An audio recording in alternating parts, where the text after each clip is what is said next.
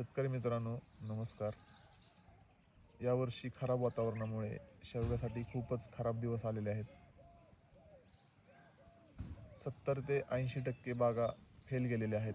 ठराविक बागांनाच मालं लागलेली आहेत, शेंगा दिसत आहेत, सेटिंग झालेलं आहे.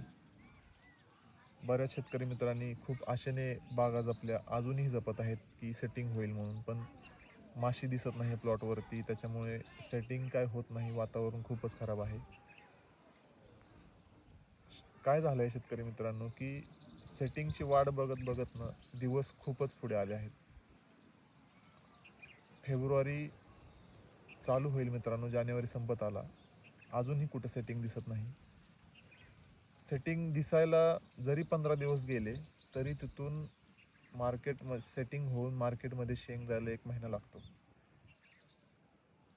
तिथून पुढे 1 महिना जरी पकडलं ना, तर तुमचा 15 मार्चच्या पुढं सगळा जो माल आहे तो येईल. ते पण आशेवरती आहे आपण. आणि 15 मार्चच्या पुढं रेट तुम्हाला माहिती आहे शेतकरी मित्रांनो, उतरलेले असतात. 15 मार्च ते पूर्ण एप्रिल रेट खूपच डाऊन झालेले असतात. त्याच्यामुळे आशेवरती बसणं काय योग्य वाटत नाही. ज्याची झाडं उंच गेलेली आहेत, म्हणजे सेटिंगची वाट बघत बघत झाडं खूपच उंच गेलेली आहेत. त्यांनी एक पर्याय म्हणून आता मी एक उपाययोजना सांगेल, की तुम्ही रिकट घेऊ शकता. ज्यांच्या बागा खूप वरती गेलेल्या आहेत, ज्यांच्या बागांवरती माल नाही, अशांनी रिकट घ्यायला काही हरकत नाही.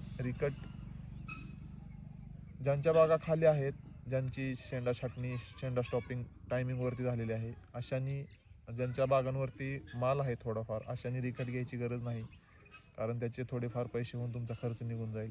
पण ज्याच्यावरती काहीच माल नाही, ज्यांच्या बागा वरती गेलेल्या आहेत, त्यांना अजून एक प्रॉब्लेम येईल, की माल जर शेंड्याला लागला तर तुमचा काढायचा खर्च डबल होईल आणि तेवढा रेट पण एप्रिलमध्ये भेटणार नाही, मार्च एंड एप्रिलमध्ये.